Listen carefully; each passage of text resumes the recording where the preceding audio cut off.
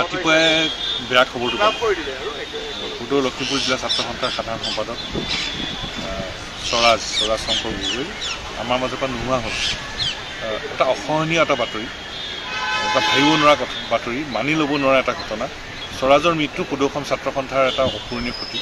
এজন নিষ্ঠাবান নেতা আমি সদৌ ছাত্ৰ সন্থাই হেৰুৱালোঁ আৰু অসমৰ মানুহ মনে প্ৰাণে ভাল পোৱা এজন ছাত্ৰ নেতাক অসমৰ জাতীয় জীৱনে হেৰুৱালে।